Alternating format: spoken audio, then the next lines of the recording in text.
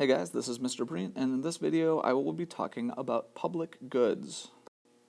Okay, a public good is really any good that is more efficiently provided by the government than by private individuals or businesses or companies on their own. Now we know that in general most goods are not public goods, okay? But some goods really are more efficiently provided by the government than by the free market on its own. So before I talk about what makes something a public good, let's talk about what isn't a public good.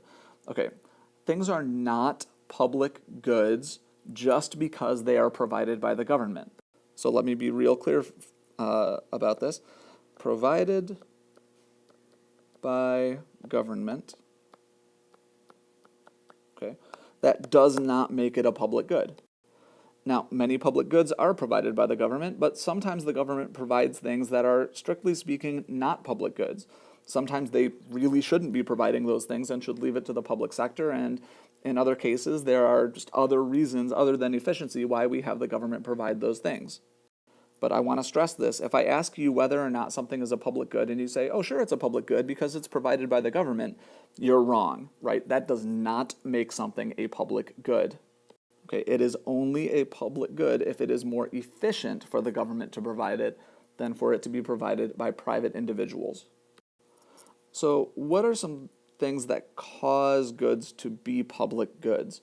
Well, one thing that can cause that is if the good is what we call non-rival. Non-rival goods are goods that are not used up because one person uses them. So as an example of this is potentially something like fresh air. Let's say fresh air.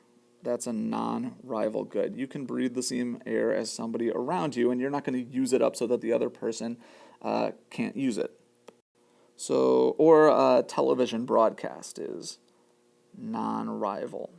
Okay, just because you pick it up on your TV doesn't mean somebody else can't pick it up. So what are some things that are not non-rival? Well, coffee is not non-rival. If you drink a cup of coffee, somebody else can't also drink the same cup of coffee. Pizza is not non-rival. If you eat a piece of pizza, someone else cannot eat the same piece of pizza. Or I guess you could, but that's gross. So these things are not non-rival. These things are totally non-rival.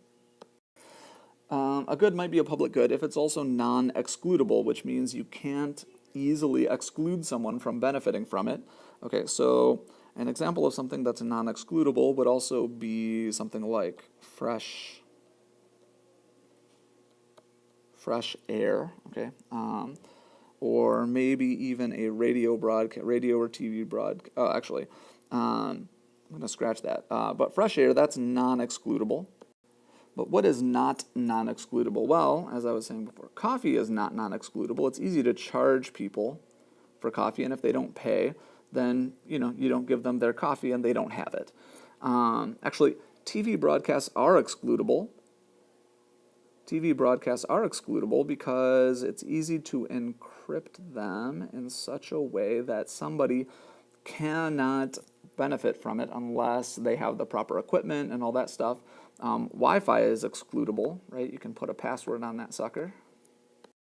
So all these things are excludable, right? Fresh air is not excludable. It is non-excludable. Now the real problem with things that are non-rival and non-excludable are that they attract free riders if they're just provided for privately. So I'm going to start using some more serious examples. So take, for example, the military. Let's draw a tank here, the military. Now, if you want to have military protection, you could just, subscribe privately to some, pay for military protection to some private military agency, but maybe the person next door doesn't value it as much, right? So let's say 95% of the people do want it, but 5% of the people don't care and aren't willing to pay for it.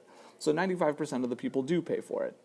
Well, are you going to say, well, if the Canadians invade, then, those 5% of people are on their own. We'll allow their houses to be taken over, but everybody else's houses can't be taken over. Well, practically speaking, you can't do that. those 5% who didn't pay, they're still going to be protected because it would be impractical not to.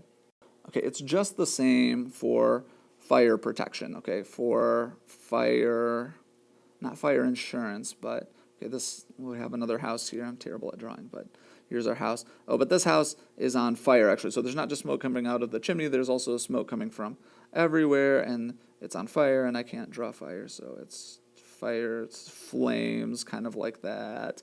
Yeah, it's on fire. Let's make them red there, yes.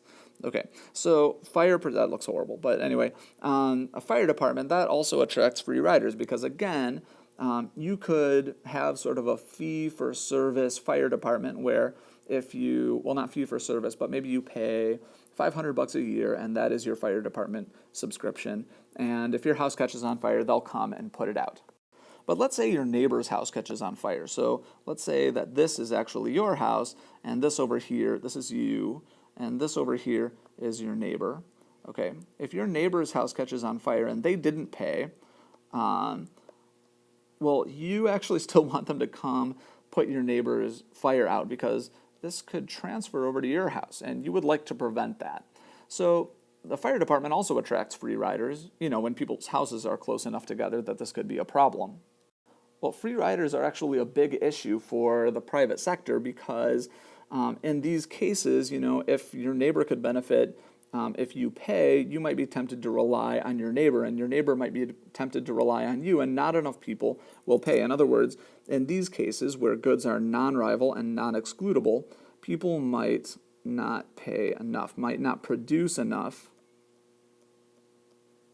of that good, or they might not even produce the good at all. In these cases, it's more efficient to have the government provide it because then we'll have enough of that thing. Now, it's important to say here that public goods are not things that allow people to become free riders. Okay, that's not what's good about having the government produce it. What's good about having the government produce it is that the government can tax everyone. Okay, in other words, force them to pay for it, because if it were left to the free market, they would be able to enjoy it without paying for it. You'll remember it's the same for externalities. So if there are positive externalities to a good, something like education or home ownership, we might provide a subsidy for that thing. In other words, the government might pay people to do that because otherwise there won't be enough of that good produced, or there won't be as much of that good produced as would be efficient.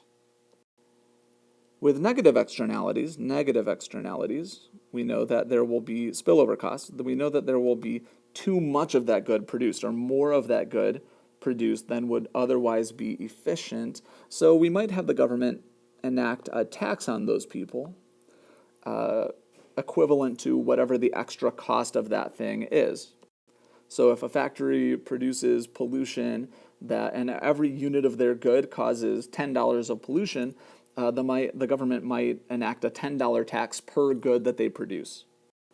By the way, for those of you who are interested in stuff like this, that would be called a Pigouvian tax, after an economist named Pigou, who had this sort of idea.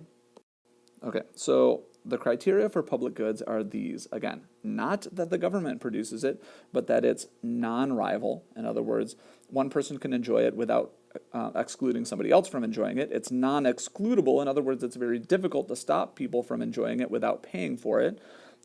It therefore attracts free riders unless the government comes in and does something about it. So if the free market were left to itself, it would attract free riders.